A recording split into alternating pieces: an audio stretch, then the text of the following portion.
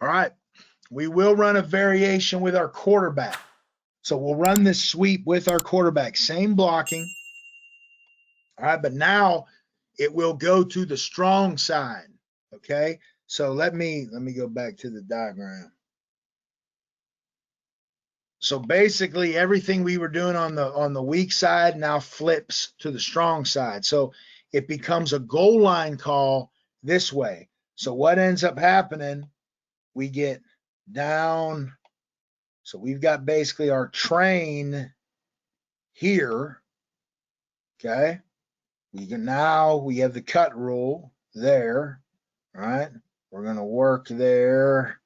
We're going to look to just find work. All right. We're going to take the fullback. He's going to take his track like it's trap, but now it turns into the J step. He's kicking out. The quick guard is going to pull. He now becomes the wrapper. We get a flash fake with the halfback, and the quarterback now becomes the guy carrying the football on the sweep. So again, it's something you want to do if you want to use your quarterback as a runner. Our kid was a pretty hard-nosed kid. It was something that we would use with him. It was a good play, good way to kind of get some more false keys, some more misdirection, in the offense, certainly. So this is the guy. Okay, so if you look at this guy right here, this is the linebacker that will try to, if they're keying backs and guards, like if they're cross keying and they see this, all right, and remember, we're not going to pull this guard, right? So this guard's gonna kind of come down here, all right. We may get a tendency where he'll trigger like right now, right? So he'll start to try to run over the top of this deal, based on the action of the backfield. All right. So if they do that, that's when you want to be able to come back in here and take advantage of that.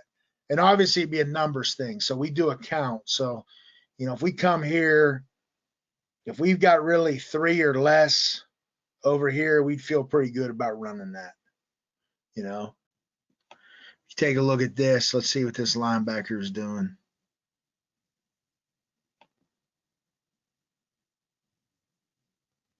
See how he's running out of there. See how he's tracking the back. The fact that we knew he's tracking the back.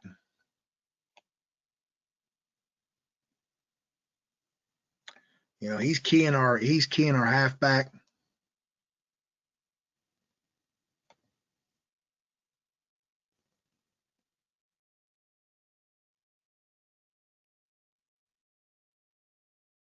And again, we had a hard-nosed kid at that position. He's hard to get on the ground. He's the type of kid that, is not afraid to go ahead and run up in there and do this kind of stuff. Again, it's a play that if you do have a quarterback that's a dynamic athlete, it'd be an even, better play for you. Ours wasn't so much of a dynamic athlete as just a hard-nosed, tough, really good kid that, the coaching point there that I want you to see those, watch how he gets his shoulder square. So he's still able to read the blocks. He's not just blindly running, he comes off that fake, and he gets his shoulder square into the line of scrimmage, right? So he's now in a position to go ahead and read that and run it. He's not just blindly, slamming up into the line.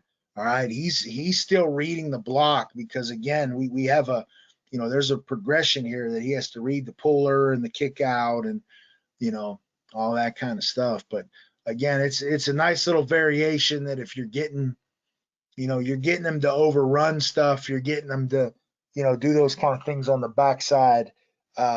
It's certainly it's a concept I think that'll help slow that down a little bit.